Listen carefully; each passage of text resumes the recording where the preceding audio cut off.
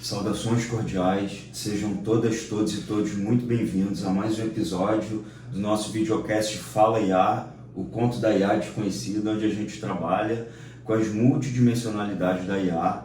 E no dia de hoje, para o episódio de hoje, a gente conta com a participação desse Daniel Castilho, que é esse rapaz incrível, esse cara incrível que eu conheço, esse profissional incrível. E ele trouxe um tema para a gente que é um tema muito instigante, que é um tema que traz muitas curiosidades, né? E é um tema de uma relevância assim, muito extrema, que é a questão da sustentabilidade. Então, o nosso programa de hoje vai tratar sobre IA e os data centers. Então, Daniel, seja muito bem-vindo.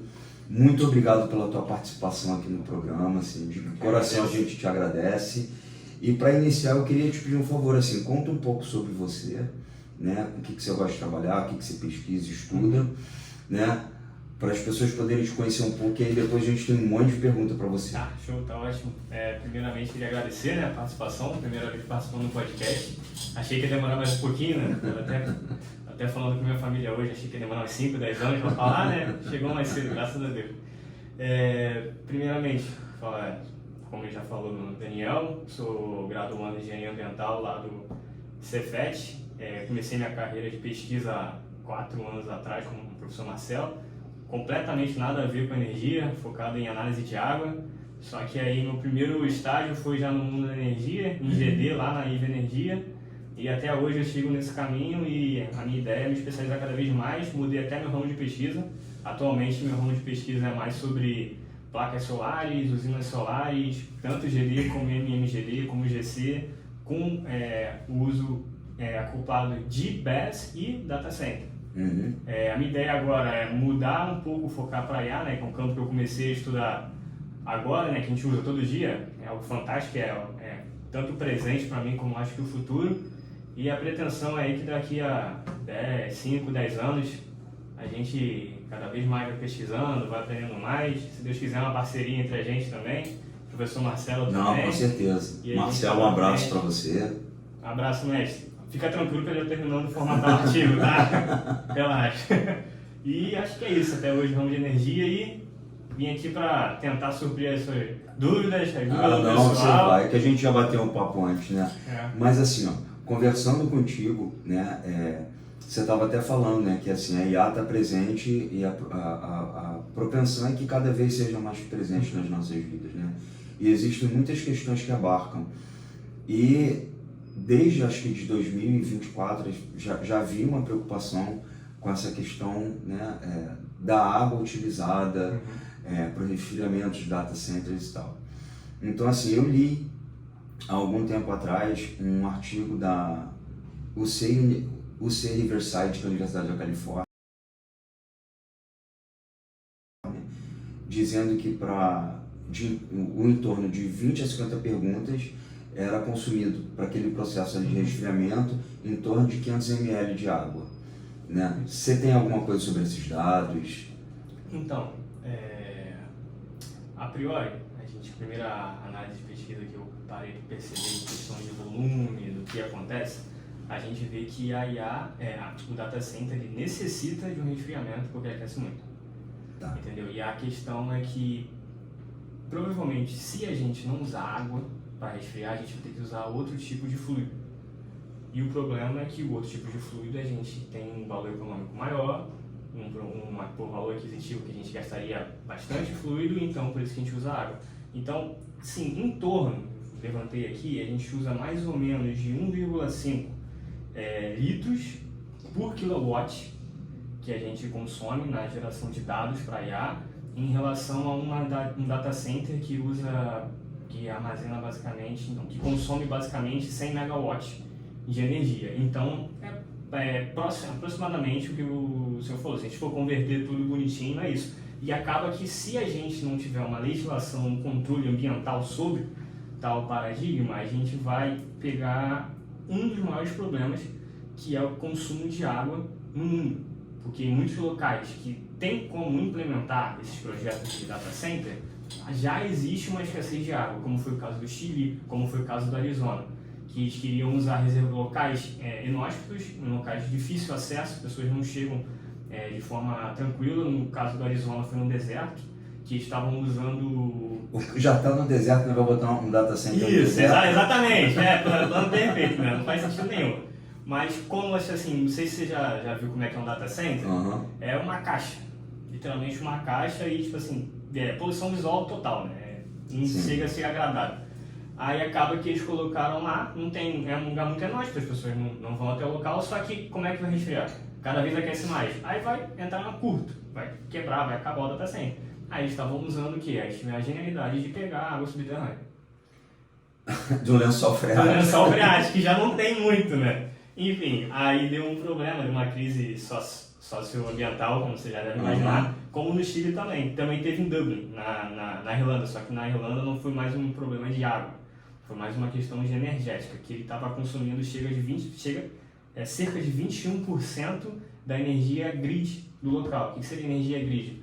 É daquela energia comum que a gente usa, da torre de medicina, que passa no poste que chega até a gente, que a concessionária libera. Só que se está chegando a 21%, começou agora. Data center é algo novo, entendeu? Aqui no Brasil não existe nenhuma legislação ambiental própria para tal. Vai abrir ainda os leilões de data center. Se já na Irlanda está 5, 21%, imagina daqui a 4, 5 anos. Vai acabar o nosso aquífero Guarani, né? Vai acabar tudo, vai acabar ali, literalmente. Se a gente não fizer uma legislação tanto para o consumo de água, tanto como para a questão energética, a gente só vai gerar energia para data center, só vai ter ar. Calma, peraí que agora tá dando um monte de bug aqui na minha cabeça. Tranquilo. Então assim, é em torno de 500 ml para um quantitativo de 20 a 50 perguntas. Isso. Mas são perguntas. Perguntas. Então um vídeo, por exemplo, de 1 minuto que a pessoa gera para IA é muito mais do que isso, né? Muito mais. É porque assim, fechando aqui, voltando, dando uns passinhos atrás, por que a IA necessita de um data center? Porque quanto mais dados a IA tem, melhor ela consegue trabalhar. Esse é o básico da inteligência artificial. Tanto que se você der dados para ela, você mesmo extrai seus dados e fala assim, cara, pega esses artigos aqui, pega essas informações, eu quero que você leia essas informações e quero que você faça tal análise. Ele funciona muito melhor. Senão ele vai procurar os dados mais simples. E onde é que são esses dados mais simples? Google, Wikipedia, vai nos data center pegar as informações. Nos buscadores. Isso são ali. E provavelmente vão ser dados burros. Dados periféricos. Dados periféricos, não tem profundidade. Entendeu? Então, sim, resumidamente, sim. Cada 20 perguntas, 500 ml. Uma foto gera muito mais água, precisa de muito mais água por questão de resfriamento, questão de evaporação também. E também, e se for vídeo, também mais dados e mais água. E aí vai. Só que aí que tá. A gente está no início da IA. A IA está começando agora. Se a gente já tem esse problema com água agora, em 2026...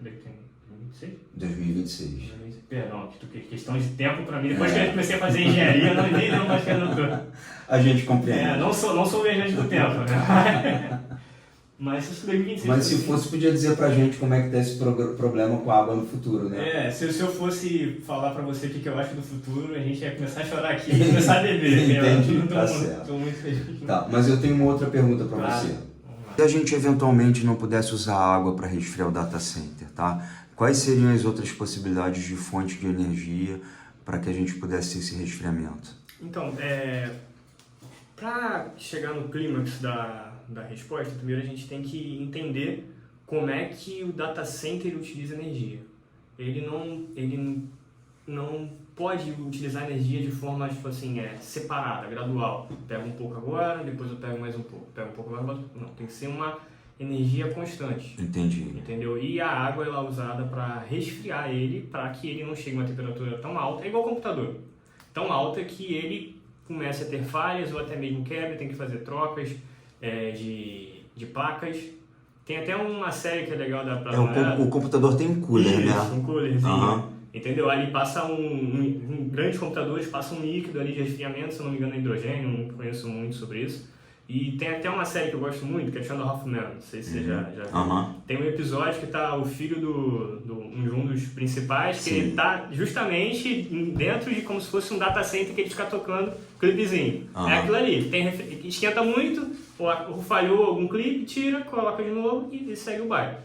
Entendeu? Então, sim, o que a gente precisa em tese? Ou a gente continua usando o grid, que já é utilizado atualmente, que é a corrente contínua que a gente tem em concessionária, que a gente usa na nossa casa, ou a gente vai para as alternativas mais renováveis, que não existe energia limpa, no caso. É como se fosse energia solar, energia eólica. Energia solar, energia eólica, só que tem esse gapzinho, a gente não pode usar só energia solar e eólica, porque a energia solar ela tem um pico que acontece entre meio-dia até as 4, 3 da tarde, que ele consegue gerar mais energia e distribuir.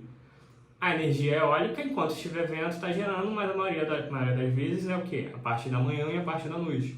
Durante o dia ali, depende muito do local, não gera tanta energia assim, tanto que uma acaba complementando a outra, se a gente for parar para analisar. Só que elas são muito variáveis, tem picos de energia, elas conseguem suprir certos locais, mas certos locais não. Então por isso que a gente tem que acoplar um BESS. O que seria um BESS? Seria uma bateria. Que aí quando ela estiver gerando mais energia do que o data center necessita, ela vai guardar a energia para no futuro, em algum momento que seja necessário, ela vai utilizar aquela bateria do BESS. Sim. Entendeu? Aí, e sim, a questão da água é um assunto importante porque tem vários tipos de tentativas de fazer que a gente não utilize a água, porque a maior parte da água utilizada atualmente é água doce. E água doce a gente precisa beber, né? É importante. Eu gosto muito de beber água, não quero parar de beber água. Saudável, né? Saudável demais. E tem algumas ideias de resfriamento, tanto que tem um líquido que, se eu não me engano, é o hidrogênio, que estão tentando utilizar, que usa até para a questão de combustível. Se isso funcionar, além de resolver um problema energético gigantesco que a gente tem, que a gente precisa resolver, que até hoje a gente não resolveu, o hidrogênio solucionaria isso, e também a questão de resfriamento.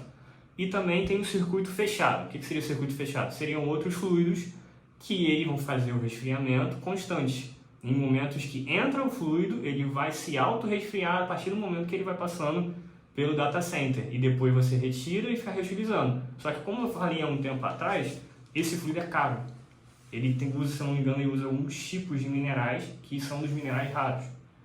Então acaba que isso... É tudo para deixar a natureza cada vez mais escassa, né? Cada vez mais escassa. E nada como melhor, um país que tem mais minerais raros no mundo é o Brasil. Sim. Então a gente, além de ser um ativo gigante de energia, que tem, acredito eu, que nos próximos 5 a 10 anos vai ter chuva de empresas de inteligência artificiais aqui no Brasil, querendo usar data center, querendo consumir essa energia que é muito barata em comparação aos outros países, aí eles vão querer minerar também os nossos minerais raros, que já foi comprado até para os Estados Unidos, né? Deixar claro isso. O Trump comprou tudo já. Então, eu soube que no Rio Grande do Sul tem uma empresa querendo instalar um data center em Eldorado do Sul. E tem uma briga séria lá dos ambientalistas, né? Porque não querem deixar de jeito nenhum, porque a gente já sabe dessas questões. Mas assim, existe então essa questão que é uma questão muito séria do nosso país, né? Que é o Brasil. Em alguma medida ser esse agente que tem, né? Um recurso de água, que ele tem recurso de pedras raras também. Mas assim, teria como a gente usar água salgada, por exemplo, água do mar, para poder resfriar esses data centers? Sim, então, é uma possibilidade. É uma possibilidade até interessante se a gente for parar para analisar. Só que entra vários quesitos. Tem até uma foto que eu gostaria de mostrar aqui. Tá. Que são os data centers que a China instalou no fundo do mar. Ah, entendi. Porque aí quebraria vários tipos de problema. Primeiro seria que não está usando água doce para fazer o resfriamento, isso é importante. Sim. O segundo é que, como já está no mar, a troca de calor ela é feita mais rápida, a água é fria, então a funcionalidade em tese do data center vai chegar ao pico. Ele vai conseguir funcionar de forma mais eficiente. O DeepSeek ia funcionar plenamente, né? De forma perfeita. E a China, ela, em questão de análise hidrológico, ela já mapeou o mundo inteiro, ela já entende como é que funciona, ela entende mais ou menos onde ela pode colocar os data centers. Só que aí entra os problemas ambientais. Entendi. Porque assim, se você tem um data center no fundo do mar, esse data center não pode estar tão ao fundo assim, porque senão, né, você não teria pessoas, equipe de seres humanos, a não ser que fossem robôs, mas você não teria equipe de seres humanos para que eventualmente consertasse quando desse problema. Exatamente. E além disso tem a questão do aquecimento, porque a partir do momento que você coloca um data center lá, ele vai aquecer de um jeito ou de outro, porque ele vai chegar num pico em que as pessoas vão estar usando mais, onde vão estar gerando mais dados, em que você vai alterar o ecossistema do local, a biota, e vai fazer com que ou afaste alguns tipos de vida marinha, mate alguns tipos de... Os plânctons e microplânctons, né? Eu esqueci o nome que fala, a bioecologia do local. E tem um outro problema macro, que é uma questão mais econômica, é como você vai trocar os clipes, que a gente já falou aqui anteriormente. Clipe? É um jeito fofo que eu digo, né? Clipe, porque você coloca e tira, sim, né? sim. Nem sei se esse é o termo certo, mas eu entendi. mais fácil para lembrar. Tá. Porque assim, ou você vai usar o recurso humano, em que vai descer um mergulhador com todo o equipamento que custa caro, em profundidades, em que pode dar algum problema, pode dar algum risco até de vida, tem que se fazer com cautela, ou você vai usar máquinas caras para você pegar o data center que tem problema para trocar. Só que, vamos lá, quantos clipes tem data center? Eu infelizmente não tenho essa informação para dar, mas eu tenho certeza que não é um só, são vários clipes. Quando você retira esse data center de lá que dá problema, você não vai retirar quando tiver um problema. Você vai retirar quando tiver maior número de problemas, para fazer sentido você gastar aquele dinheiro e movimentar um pessoal para lá. Então, a tendência é o quê? Que resolveu certos tipos de problemáticas, só que criou outros. Normal, engenharia assim, a gente resolve problemas, faz parte. Um ponto que está tentando analisar, que é tão Musk que ele está tentando levar a data center para o espaço. E ele tem uma mística com um espaço muito grande, né? Além de levar a data center, querendo chegar em Marte. Quer ir para Marte, né? Eu acho que a Terra não é suficiente para ele, né? Ele quer destruir toda a Terra e quer destruir Marte também. Mas, enfim, no espaço seria, em tese, perfeito, em alguns quesitos. Questão de resfriamento, como muita gente já sabe, lá é abaixo de zero. Pode chegar em algum momento a ser zero absoluto, que é menos de 73 kelvins. Só que também tem um problema da troca. Como é que você vai resolver também o problema da gravidade? Porque até hoje não resolveu esse problema da gravidade, da questão de o ser humano não conseguir ficar plenamente reto. Quando você olha o astronauta, ainda está flutuando. Isso é um problema dinâmico de tirar, colocar, ver, fazer manutenção. Questão de entender o resfriamento, se está muito frio ou se está muito quente, tem que ter uma temperatura equilibrada. São várias problemáticas que estão sendo resolvidas aos poucos. Acredito eu que a melhor delas, a melhor opção, é a questão do circuito fechado. A gente entender qual tipo de fluido se adapta melhor ao resfriamento do data center, para a gente conseguir utilizar de forma que a gente não agrida a água. Porque a água é um bem comum do ser humano, escasso. O ouro azul, né? Chamado de ouro azul. Que daqui a um momento vai ser cada vez mais escasso e a gente tem que preservar ela. Se a gente for parar para analisar, hoje em dia, se a gente migrar para Israel, Jordânia, já é um bem muito caro. Sim. Aqui no Brasil ele é barato, porque a gente tem fácil acesso, a gente tem fácil tratamento. Lá não. Eles desalinizam a água para utilizar. E é um processo extremamente caro. Tentaram trazer aqui para o Nordeste, só que é caro. Não faz sentido nenhum. É mais fácil fazer a transposição de São Francisco. São Francisco, né? Que assim, resolveu muitos problemas sociais da região. Tem que falar, só que ambientalmente a gente ainda criou outros problemas, né? Sim. Só que essa parte aí, infelizmente, eu não posso falar porque não é a minha área. Eu fugi, né? Saí da água e fui pra energia.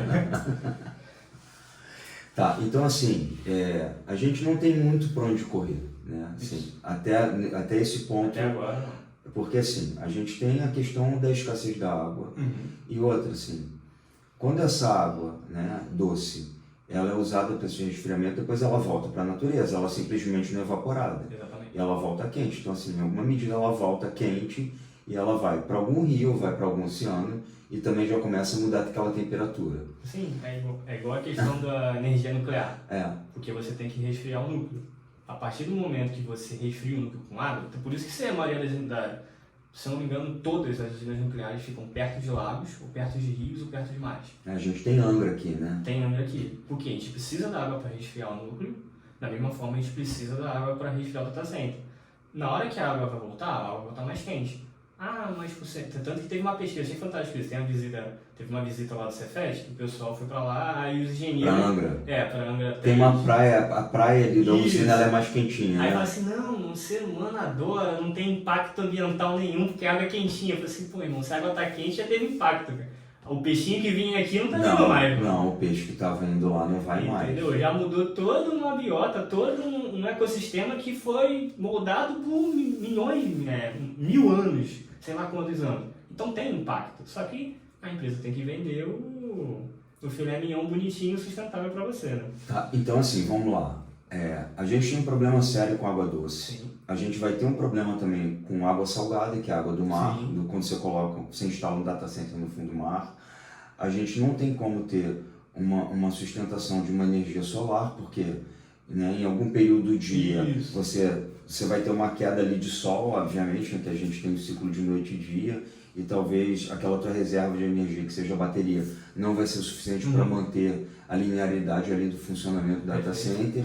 A gente também tem o mesmo problema com a energia eólica. Sim. A gente tem um problema com essa questão de energia nuclear, porque também ela é um perigo.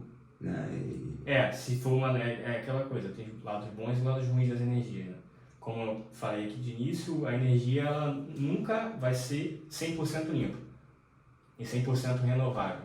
A maior utopia que você vai escutar no mundo é pessoas falar, não, a gente vai chegar em net zero em tal ano. Net zero seria o quê? A gente não vai emitir nenhum carbono.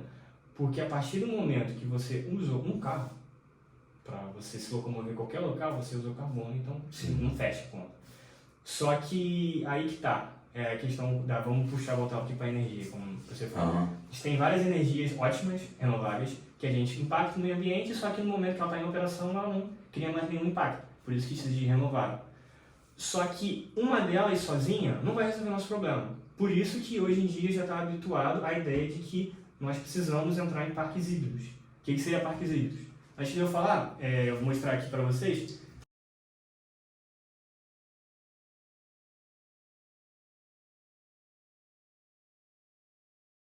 Tem essa foto aqui utópica, que eu usei claro, né, para alimentar. Que já gastou mais meio litro. Já usei mais meio litro, matando o meio ambiente. Mas é por uma boa causa. É uma boa causa. Que a gente mescla todos os tipos possíveis de energia em um lugar, em tese, perfeito para se colocar. Olha, interessante. Entendeu? Que seria o quê? Uma usina hidrelétrica, que é a mais confiável de se gerar energia. Até mesmo em questão de você falar, mas tem momento de seca, momento de alta. Sim, só que ela produz tanta energia, ela gera tanta energia, que se você acoplar isso a baterias, você não precisa de mais nada. Você consegue, literalmente, criar um ambiente perfeito. Em tese, em questão de geração e transmissão de energia. Então, tipo, Foz do Iguaçu seria um local ideal para data center e para hidrelétrica. Colocou ali, tem resfriamento, a vazão lá é enorme, vai ter um impacto ambiental, só que ele será pequeno, determinado no data center. Tudo bem que a gente não vai colocar 1 milhão de data center lá, porque aí vai dar um impacto ambiental. Tudo tem essa limitação. Porque os Estados Unidos tem as cataratas de Niágara, então coloca lá também. Coloca lá também, né? Não é problema colocar lá também. Né? Mas também, com isso, a gente quer incluir, além da hidrelétrica, colocar energia solar, colocar energia eólica, colocar o data center e colocar o BESS junto com a hidrelétrica em um local só. Isso em questões ambientais é uma loucura. Porque além da gente vai ter que fazer um tipo de licenciamento, a gente vai ter que olhar todos os tipos de impactos ambientais que todas as energias trazem. Só que em questão de logística, ela é perfeita. Porque a gente tem um local em que a gente gera, em que a gente armazena, que a gente usa energia em excesso para o data center e que a gente transmite. Entendi. Entendeu? Então, já está comumente habituado tanto no mundo que essa é a ideia de futuro. Tem até uma última revista que eu li sobre, foi Power War, Poder da Água, basicamente isso. É mais focado para barragens, questões hidrelétricas.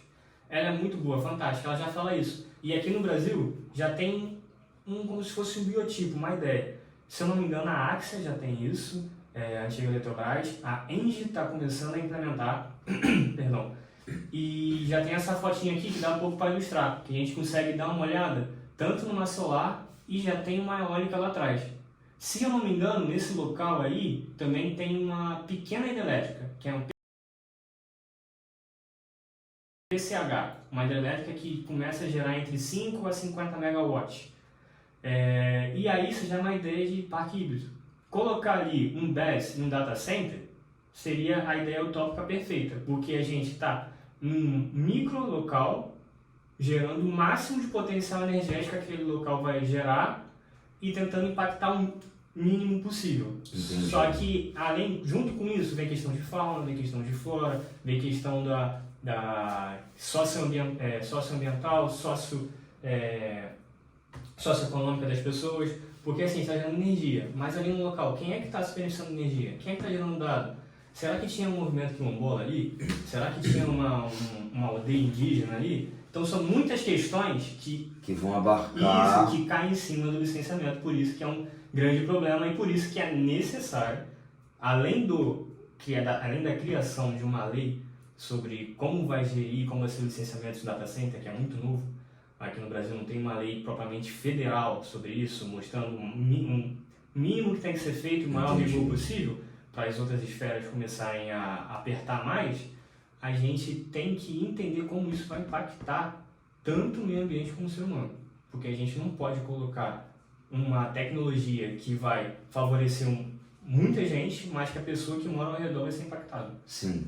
Então, seguindo ainda nessa direção, eu cheguei a ler alguma matéria, né, que falava sobre a instalação desse data center no Arizona, e de que foi numa cidade interior e que, se eu não me engano, o nome da cidade era Paulo Verde. Se eu não me engano, eu posso estar errado, tá? Perfeito. E que, na verdade, assim, acabou com a cidade, porque, assim, né, o data center, ele também usava água de reuso, né? Já era no Arizona, que já era um local que era inadequado, né? Se o cara ainda pensasse no solar como uma fonte de bateria, mas não, ele queria usar o recurso hídrico de um lugar que já era escasso. Mas o que eu soube, assim, o que eu li a partir daquela matéria, vou até colocar o print aqui, é de que aquela população aquela cidade acabou virando uma população fantasma, porque a economia dela não se sustentou por conta do data center. Você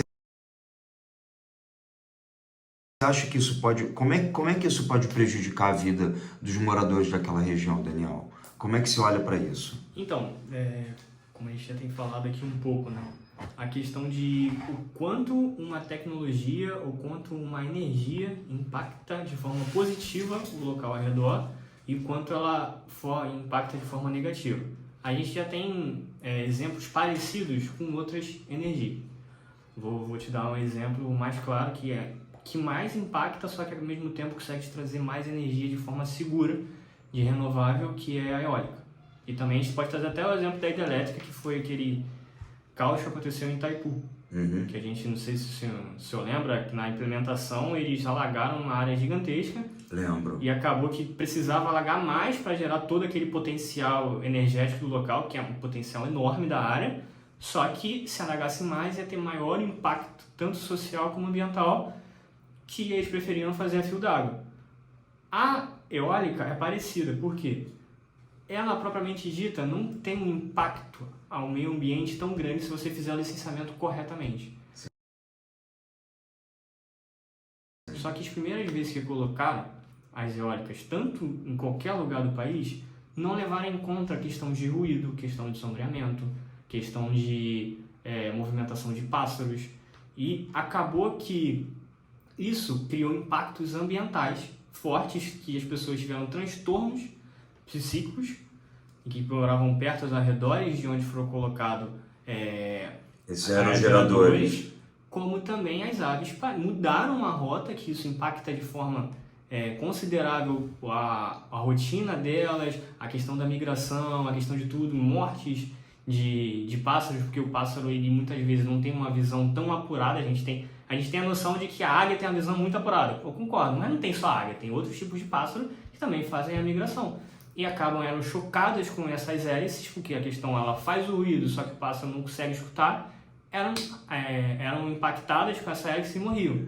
A questão do data center tem esses impactos, não são esses, são outros do data center próprio, em questão do impacto visual, questão de aquecimento, que a gente estava falando aqui muito do aquecimento da própria região, da água, só que também tem aquecimento da região. Vamos dizer que a gente vai usar esse fluido, sim, que a gente analisou como seria um prospecto futuro muito bom, que eu acredito que possa ser. Só que, querendo ou não, ele vai aquecer. As pessoas que moram perto desse aquecimento... A vegetação do entorno acaba, né? Acaba, vai ter um impacto. Quantos por cento vai aumentar ali ao redor? Será que o animal que passava ali vai passar de novo? Será que outro animal que está acostumado, que prefere o calor, vai ficar ali no novo lugar onde está o data center, ou ele ficava onde é que estava? Será que vai ter comida para ele ali? Então é todo um ecossistema. É todo um ecossistema que a gente tem que entender como implementar. Assim, não que eu seja o maior que acha assim, não, data center não tem que ser usado. Não, tem que ser usado, eu concordo. A IA é o presente, a IA é o futuro, e as pessoas que não se adaptarem a isso, infelizmente, vão entrar no mundo da roda antes da roda. Elas não vão conseguir emprego, não vão conseguir ir para frente em questão de carreira, em questão de vida. Só que a gente tem que entender até que ponto o uso da IA e o uso do data center é importante para o ser humano e até que ponto a gente vai degradar o meio ambiente e a questão social para a gente conseguir o lucro e conseguir as informações. Porque a gente tem um mundo de informações, mas a gente tem um palmo de conhecimento. Isso tudo, na verdade, parece um caminho sem volta, né, Daniel? Onde a gente tem que tentar entender os limites, as possibilidades, os nossos ganhos e as nossas perdas, né? Exatamente. E é algo que realmente me preocupa muito, né? Essa questão da sustentabilidade, dos ecossistemas, sabe? Da própria geração de energia. Eu concordo com você quando você diz que a gente não vai conseguir ficar sem IA, mas eu realmente fico muito preocupado com esse possível colapso, caso a gente não consiga encontrar uma solução mais adequada para essa situação. Sim, até um exemplo aqui. Eu tô na torcida. Tá na torcida? Eu tô na torcida para que a China realmente consiga colocar um data center no espaço. Então, isso seria perfeito. Isso seria, em tese, seria perfeito. Tem até vou trazer 2 filmes aqui pra gente. Só que aí, assim, pode passar um cometa por ali também batendo na data center. E pode cair na Terra também, né? é outro problema, né? Tem que ser estudado. Sim. Mas, assim, vou trazer aqui um pouco pra questão prospecção de futuro. Tem 2 filmes que eu gosto de analisar, que são ótimos para essa quesito. Uhum. Primeiro é aquele Jogador Número 1, não sei se você já viu. Não, esse não, vou anotar. Dá uma é fantástico. Uhum. Não sei se você gosta de jogos, gamers e tudo mais. Então, é muito essa esfera gamer. Uhum. O mundo entrou num colapso energético, que provavelmente isso irá acontecer. Acredito até que o cinema prepara a gente para certos impactos que vão acontecer no mundo, né? É um déjà vu, né? É um déjà vu pra você, aconteceu, tá, tudo bem, já imaginava, já tava esperando já. Entendi. Entendeu? Isso provavelmente vai acontecer. E as pessoas fugiam para os jogos, fugiam para uma realidade virtual, só que uma realidade virtual muito profunda. Só que como é que a gente vai conseguir uma realidade virtual muito profunda? Com muitos dados e com muita inteligência artificial. A gente dá aquela perspectiva, aquela ideia de que você está vivendo, que você está saindo da sua realidade e está vivendo uma coisa nova. E também tem aquela ideia que a gente pode resolver esse problema, que eu falei que a gente está torcendo para conseguir data center no espaço, é que é o maior problema que eu vejo em questão do ser humano, além da alimentação, que é a questão de você conseguir ficar em pé no espaço, propriamente dito com uma gravidade, colocando você de forma bípede, que você não fique flutuando, que é naquele filme de Destruidor de Estrelas. Tem na Amazon, é fantástico ver também. Eles conseguiram resolver esse problema criando uma força centrífuga, fazia com que a nave girava e ela começava a girar em torno do maior estrela do local e que o astronauta ficava em pé. Em tese parece ser simples, né? Parece ser uma coisa assim, coloca essa parada aí pra girar que tá safado. A Terra gira também, é que tem que girar. Só que isso envolve muitos problemas. E levando para essa perspectiva, acredito que futuramente a gente vai resolver todas essas problemáticas. Só que eu também acredito que vai chegar um momento que a gente, em vez de utilizar dinheiro para fazer transações, a gente vai usar crédito de energia. Uhum. Porque, vamos lá, vamos parar para analisar o contexto. Atualmente a gente usa o dinheiro, que é, em tese, a coisa mais importante que consegue fazer trocas, que tem maior valor agregado. A gente não consegue não usar o nosso tempo, porque se a gente usasse o nosso tempo, a gente daria o tempo por dinheiro, que é mais ou menos o que a gente faz, né? A gente trabalha por dinheiro. Sim. Só que no futuro, o que a gente vai ser mais precioso? Vai ser mais precioso a água, vai ser mais precioso a energia, só que a água a gente não tem como tocar, contabilizar, não tem como trocar. Só que a energia a gente consegue prender em baterias, né? Então acredito eu que futuramente, como a inteligência artificial está se escalando cada vez mais, que a gente vai ter créditos de energias que vamos ganhar uma vez no mês ali, uma vez no ano, e que a gente vai ir gerindo ela aos poucos e que a gente vai trocando, porque o data center vai usar muita energia. Se a gente continuar por esse caminho, vai chegar uma hora que ele vai usar toda a energia que a gente produz.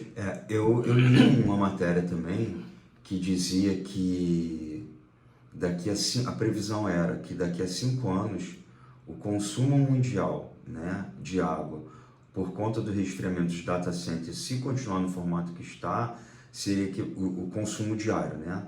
Seria equivalente ao consumo diário de água da população do Japão. Cara, Então, assim, o Japão já foi embora, já. muito, o Japão. a gente tira a água do Japão, a gente deixa para... Mas assim, ó, é algo muito preocupante, né, Sim. Daniel? Sabe, da gente ver essa escalada e a gente perceber que as empresas, né, principalmente grande capital, está cada vez mais investindo nisso, sem essa outra preocupação ambiental, socioambiental, e pensando ainda numa nova fonte de energia, ainda de uma forma muito curta, curta que eu digo no sentido da gente não ter tantas soluções no momento, né? Sim, sim. Isso é algo que me preocupa, assim, muito, né? E se você pudesse falar alguma coisa para as pessoas que fazem esse uso das IAs com muitos vídeos, com muitas fotos, o que você falaria? Então, se a gente for analisar essa questão, vou voltar um pouquinho para trás também. Tá, se você fosse um influencer de TikTok, o que eu falaria? Usa a IA para uma coisa séria, por favor. Falar que eu nunca fiz imagem para fazer um quadrinho do meu cachorrinho, da minha cachorrinha. A gente faz. É mentira, eu fiz, é legal, é muito maneiro. Só que, assim, você pode usar a IA para você resolver problemas muito complexos. Resolver problemas de questões tributárias, tentar entender como é que funciona uma energia, tentar entender como é que vai funcionar a legislação de energia no Brasil, que eu recomendo que todos leiam a nova resolução energética que vai acontecer no Brasil. Não sei se vocês sabem, mas em 2028 você vai poder escolher que energia você vai comprar. Você vai poder escolher se você vai comprar energia solar, se você vai continuar na concessionária e como é que isso vai acontecer. Isso vai dar uma boom gigantesco, porque a partir do momento que você aumenta o mercado consumidor de algum polo, você traz mais empresas para um local, você aumenta a oferta. Só que você bem tem que parar para pensar, quem é que já estava aqui há muito tempo? Será que não vai criar um oligopólio? Então são essas questões. Então se eu pudesse falar, eu falaria assim, usa, só que usa com consciência. Entendi. Usa igual você usaria se você estivesse pagando por cada vez que você perguntasse para uma IA. Olha, perfeito. E deixa eu te fazer uma outra pergunta. Na conversa de hoje ainda, você estava dizendo, né, que quando você pergunta alguma coisa para a IA, e nesse caso a gente só está falando de IA generativa, né? Sim. Mas quando você está perguntando alguma coisa, assim, ela faz aquela busca ali, né, pelos buscadores e tal. E que quanto mais, só que assim, são informações periféricas, que quanto mais refinado, né, aquilo que você está pesquisando, que uma maior quantidade de água gasta. Então, assim, quando você faz um curso de prompt para poder pedir direito para IA, você está gastando mais água ainda.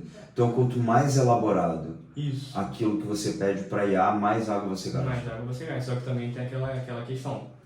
Se você fizer uma pergunta rasa, ela vai gastar uma quantidade de água e vai te trazer uma resposta rasa. Se você fizer uma pergunta enxuta, com qualidade, levando dados para a IA, fazendo com que ela estude, fazendo com que ela entenda aquele quesito e debata com você, você vai gerar mais água, só que você vai ter informação fechada já. Você não vai fazer isso, porque não sei se acontece isso com você. Se você faz uma pergunta, você não ficar satisfeito com a resposta, você vai fazer o quê? Outra pergunta. Sim. Se você também não está satisfeito com a resposta, você faz outra pergunta. Só que a IA, ela tem que entender que ela quer te responder. Você primeiro tem que dar a munição para ela conseguir te responder de forma adequada. Se você fechar uma resposta adequada, se você estudar, que já é difícil as pessoas quererem estudar, mas se você estudar para pedir para a IA te dar uma resposta, você vai estar economizando água futura. Entendeu? Não sei se você conseguiu pegar esse raciocínio. Sim. Entendeu? Aí... Em alguma medida é uma economia, né? A pergunta certa é uma economia. Exatamente, a medida certa é uma economia. Porque, assim, a gente pode muito bem, futuramente, conseguir drenar a água do mar para fazer ali o resfriamento do data center e ele funciona em pleno momento. Só que aí a gente não tem essa tecnologia. E a gente resolveria isso, e aí seria um case para resolver esse problema. Entendeu? Só que agora não, a gente usa água doce, que é a água mais perto que a gente tem. Então, sim, a gente tem que usar a IA de forma adequada, se possível, usar de forma econômica, para que você economize questão tanto de para que você dê dados para a IA, que ela não tem nem que buscar para gerar mais esse consumo de água também, e pergunte de uma vez só e resolva os problemas de uma vez só. É igual aquela máxima do Abraham Lincoln, não deixe para fazer amanhã o que você possa fazer hoje. Estuda um pouco antes, faz a pergunta, tem a resposta. Entendi. Então, assim, você como engenheiro ambiental, que é um cara que tem uma preocupação com a perspectiva da responsabilidade social. Sim. Se você tivesse que promover cursos em escola, por exemplo, para estudantes, estaria muito associado a essa pegada de você entender todos os impactos, e entender que você tem que usar de uma forma consciente, entender que você tem que ter umas perguntas elaboradas o suficiente para que você não fique perguntando várias vezes. Você acrescentaria alguma outra coisa ainda nisso, Daniel? Cara, então, na realidade, isso aí é uma ideia que eu tive esses dias, que você me trouxe o convite, né, para participar. Eu agradeço novamente, né, está sendo muito agradável. A gente que agradece aqui. Quando você veio falar comigo, eu tenho um primo que ele é especialista em IA. Ele não tem formação, mas ele programa desde sempre, ele gosta muito e ele está vendendo cursos sobre como você usar IA. Entendi. Troquei até um debate com ele, dá um salve aí, mano, tamo junto. Ele me mostrou que o maior problema que a gente tem é que as pessoas não conseguem entender a funcionalidade da IA e como isso pode ser bom pra gente, e acaba usando ela de formas rasas e periféricas, como a gente vem falando aqui, que a gente usa, normal. Sim. Foto, isso, melhor aqui, melhor a qualidade, quero postar, enquadra assim, tira sei lá o que da foto, tudo mais, faz perguntas chulas, fica brincando e tudo mais.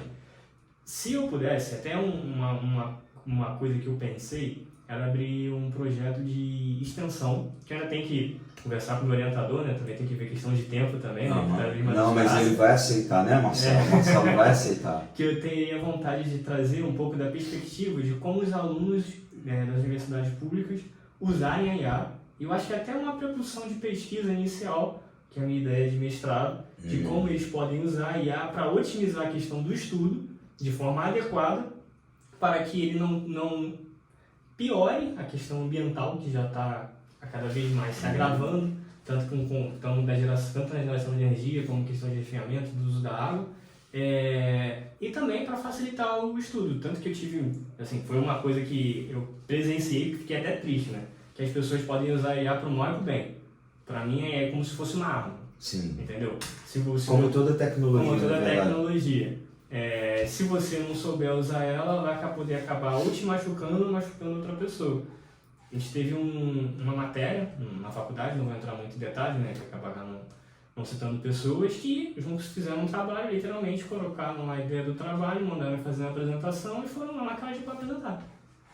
Aí eu não vi apresentação, eu juro pra você que eu não vi apresentação, porque eu estava com uma crise crônica de sinusite. Eu fui lá apresentar meu trabalho e queria fugir pra casa. Isso te salvou, né? Eu literalmente botei o casaco na minha cabeça, fiquei assim esperando a professora falar, pode ir embora. Aí na hora que eu fui sair, eu fui conversar com ela, a professora acabou virando minha amiga, né? Eu pego um carinho pros professores. Aí ela falou, não acredito que fizeram isso. Eu falei assim, o que foi, mas aconteceu? Olha que fizeram, essa apresentação, esse momento já, acabando a faculdade, assunto importante, era melhor não ter vindo fazer. Concordo. Só que as pessoas, elas querem mais fácil. Elas não querem chegar e ter o trabalho de aprender e o trabalho de pesquisar. Elas querem ir, fazer uma prova, fazer qualquer coisa, tirar a foto, ter a resposta mínima, tirar a nota mínima, acabou e passou. Infelizmente é do ser humano. A biologia do ser humano, ele quer mais fácil, ele não quer gastar energia para trazer resultado. Só que a gente tem que mudar esse pensamento. Não dá para a gente ter esse pensamento em 2026. A gente tem um monte de dados, a gente tem muitas informações. Vamos usar eles de forma correta, vamos usar eles de forma que a gente não degrade o meio ambiente. Porque senão é mais fácil a gente voltar a usar carvão, gera energia, é mais barato, polui o meio ambiente, todo mundo morre, acabou. Entendeu? Então tá. Daniel, a gente está chegando então ao fim aqui do nosso videocast. Eu tenho te agradecer muito pela participação no dia de hoje. E é isso, pessoal. Um grande abraço para vocês, tá? Um abraço, Espero que vocês pessoal. tenham gostado do episódio, que foi incrível, aqui com a participação do nosso engenheiro ambiental Daniel Se Deus Castilho. quiser. Daqui a pouco. Falta pouco. Falta pouco. Então é isso, um abraço, Um tá? abraço, pessoal. Tchau, tchau.